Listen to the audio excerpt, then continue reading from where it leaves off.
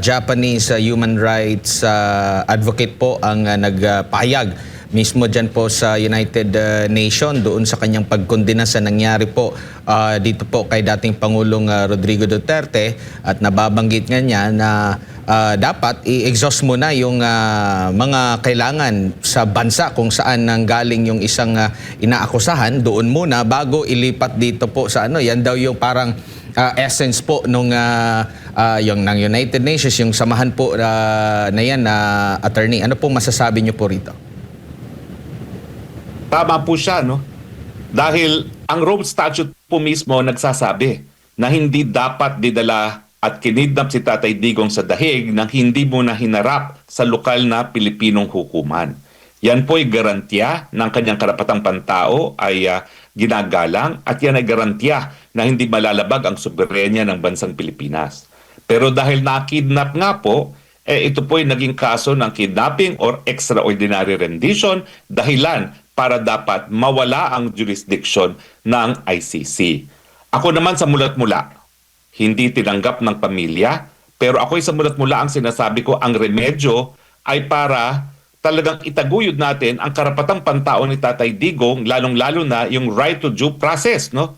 At yan ay mapapatupad lamang hindi sa ICC, kung hindi sa pamamagitan ng International Human Rights Mechanism na nagsisimula sa exhaustion of domestic remedies.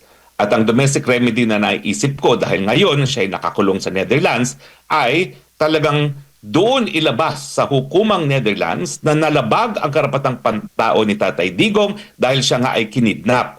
At ang estado ngayon ng karapatang pantao ay kapag ang kidnapping ang dahilan para magkaroon ng jurisdiksyon ng isang hukuman, dapat mawala yung ganyang jurisdiksyon dahil ang isang pagkakamali hindi po pwedeng ituwid isa na namang pagkakamali.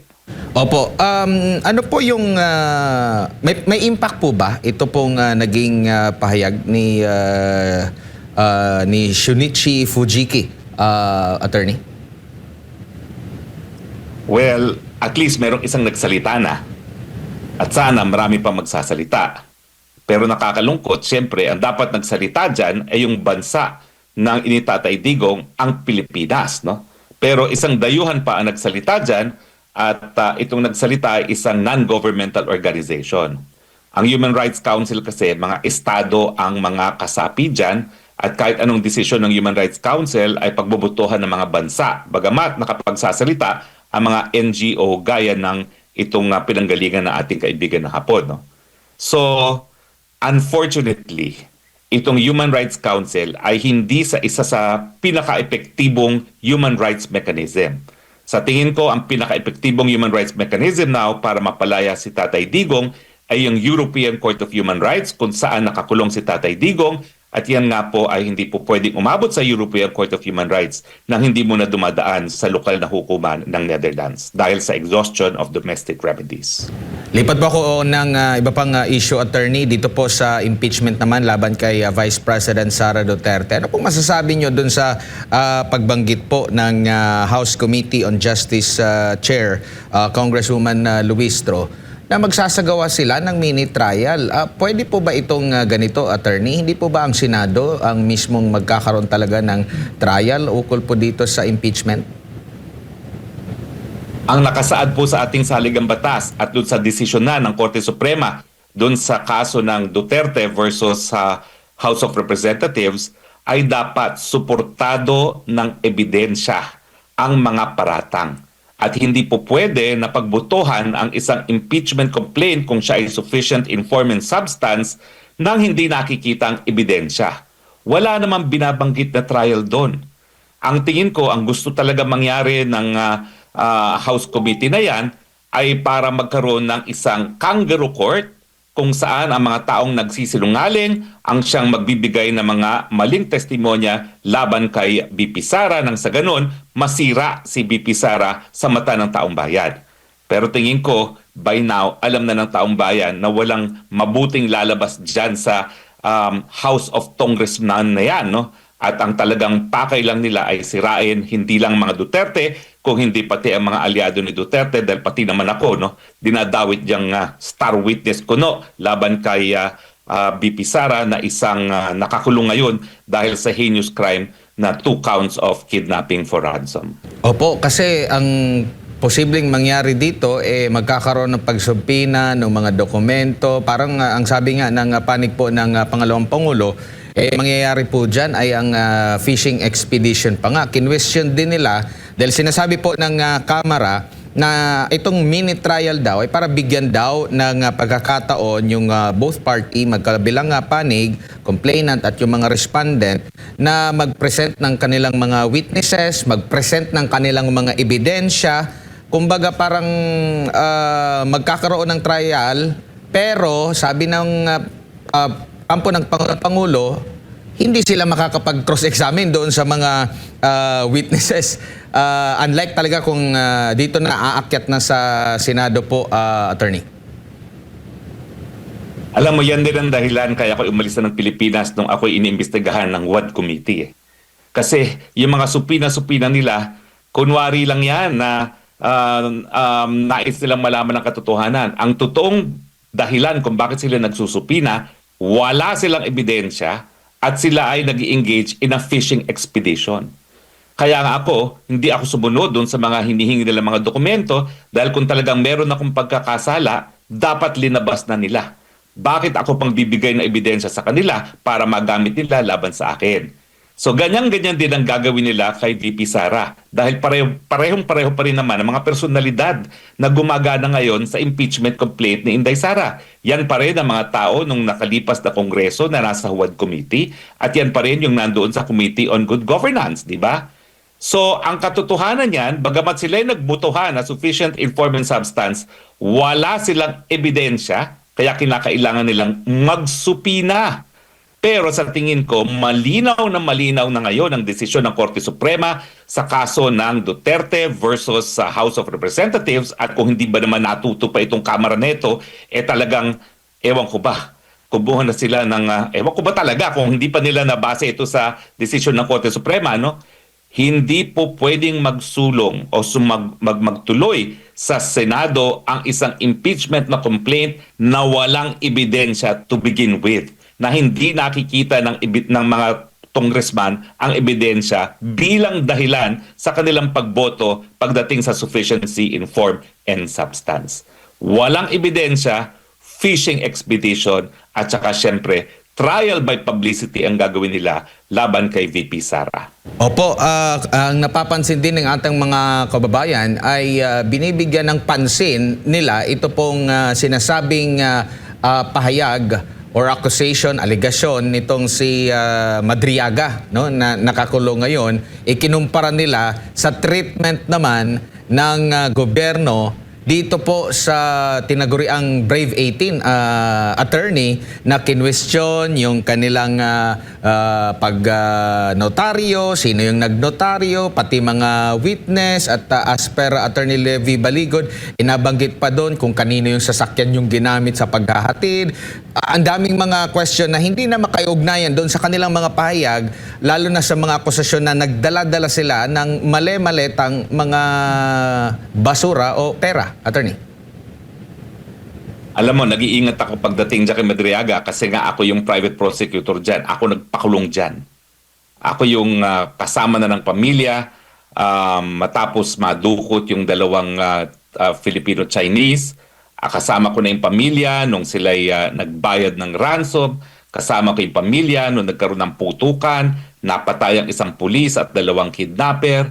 At kasama kong pamilya na nakalap namin ng mga ebidensya laban dyan kay Madriaga. No?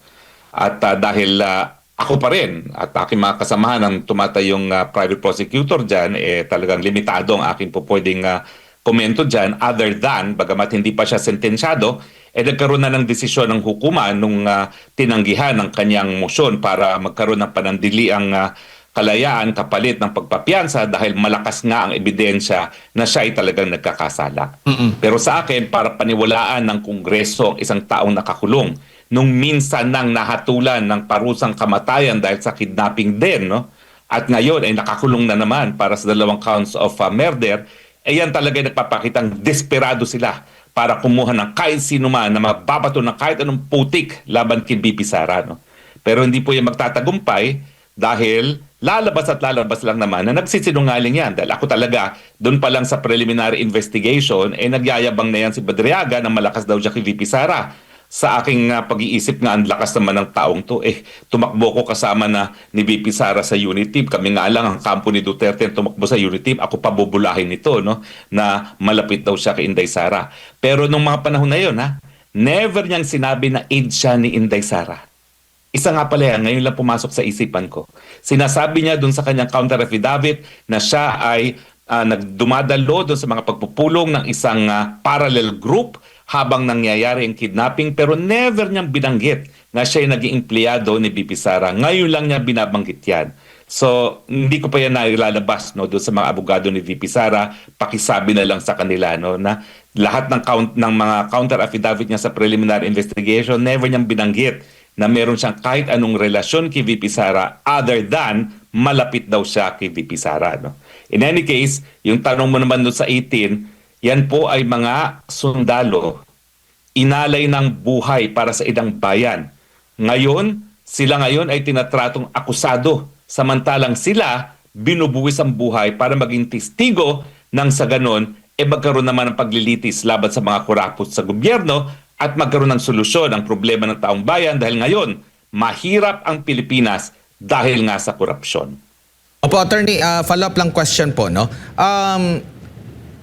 Ginagawa po ba ng NBI na magkaroon po ng tinatawag na validation sa truthfulness ng mga affidavit? Kasi una, inimbitahan daw sila doon as per Attorney Baligod ng verification of entity. So, yan lang kung ito bang mga pumirma na ito ay sila talaga. Yun. Pero yung pag-validate ng truthfulness sa mga affidavit, sila po ba yan? Or sa korte na yan? O sa prosecution? Saang level po ba yan, attorney? Kaya nga ang tawag sa kanila, National Bureau of Investigation. Silang dapat mag-imbestiga at yung counter-checking, yung fact verification doon sa mga sinumpaang salaysay ng mga sundalo, yan ang magpapakita kung ano talaga ang katotohanan. Kung talaga hindi naman nila bubusisiin at i-verify yung mga datos, yung mga detalye, at napakadaming detalyeng sinabi ng mga sundalo, talaga walang investigasyon na mangyayari. Pero alam mo, Admar, hindi ako confident na merong honest to goodness investigation na mangyayari dyan dahil yung direktor ng NBI, direktor lang yan dahil siya ay binigyan ng premyo. Premyo dahil siya ay naghain ng isang disbarment case laban sa akin dahil sa pulboronic video. Opo, dito naman po sa side po ng ombudsman attorney, normal po ba na magbigay agad ng pahayag? Nagpasaklolo nga sila doon para imbestigahan. Pero ang nangyari, mayroon ng mga paunang mga pronouncement po na kesyo hindi totoo. Tapos meron naman sinabi, meron daw doon na naganap daw yung sinasabing bigayan ng maleta, instance daw na sa panahon pa ng mga Duterte. Mga ganito pong mga pahayag na nauuna pa sa investigasyon. Hindi po ba sila dapat na manahimik muna, imbestigahan at ilatag kung ano yung findings nila po? Attorney, kakaiba yung ating ombudsman po sa kasalukuyan. Kakaiba talaga.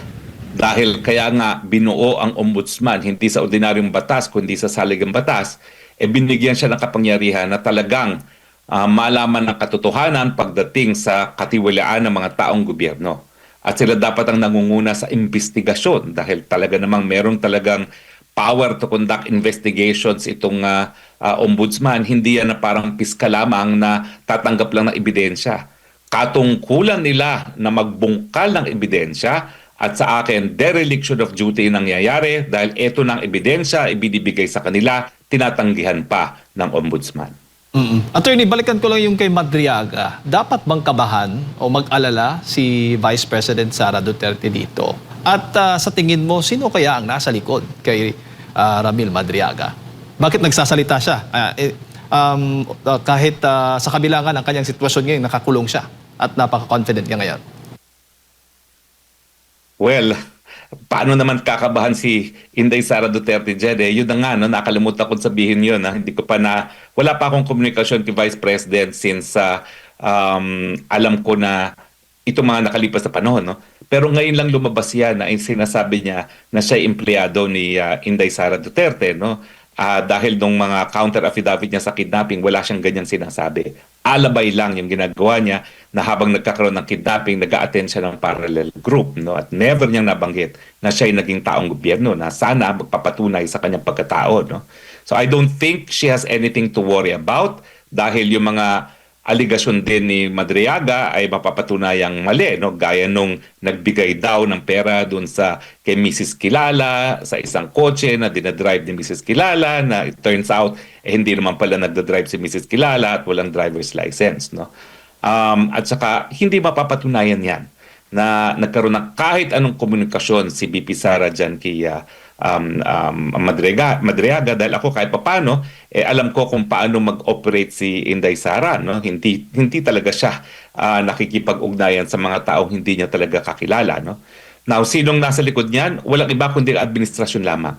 Hindi ko alam kung sino sa administrasyon, pero nagsimula yan doon sa isang vlogger na napabaliktad ng gobyerno, no? Isang dating pro-Duterte vlogger na naging anti-Duterte vlogger. At siya yung talagang tumutok kay Ramil Madriaga. Sila yung unang nakipag-ugnayan sa kanila. At sa tingin ko ay nakipag-ugnayan itong vlogger nito sa mga taong gobyerno, no? Mga taong malapit sa administrasyon na naghahanap ng putik laban kay Inday Sara Duterte to the point na hindi lang sila naghanap ng putik, gumawa na sila ng sariling putik nila para batuhin si BP Sara. At doon nga sa sinasabing mini trial na gaganapin dyan sa Kamara, sinabi po ni House Committee on Justice Chairperson Jervy Luistro na batay sa kanilang rules rules ng impeachment proceedings, ang respondent mismo ang dapat magpresenta ng kanyang ebidensya at magharap ng mga testigo. So hindi po pwede po ang lawyer, attorney? Hindi ko alam kung anong rules ang pinag-uusapan niya. Baka naman gaya ng presidente, meron ng guni-guni rin tong si Luistro, no? Wala pong ganong provision sa kanilang rules. Natatawa na lang po ako dahil ito rin yung babae na nagbabato ng putik sa akin ng Huwad Committee, no? Nag-i-issue ng supina para sa mga dokumento, samantalang ang hearing ay tungkol sa Pogo. Kung ako'y mayroong kasalanan, dapat linabas nila dyan sa komite at hindi sila nag-resort to fishing expedition laban sa akin. Na ginagawa nila ngayon kay BP Sara. Parehong estilo, style bulok. Po. At last hearing po nila patungkol pa rin dito sa impeachment complaints laban kay Vice President Sara Duterte. Kinwestiyon ni Congressman Marcoleta, ni Paulo Henry Marcoleta, yung proseso dahil idineklarang sufficiency in grounds. Kasi nga, pagkakaalam natin, sufficiency in form and substance, pero may sufficiency in grounds. At sabi naman ng mga kongresista, bahagi po ng kanilang rules. Ano pong masasabi po ninyo?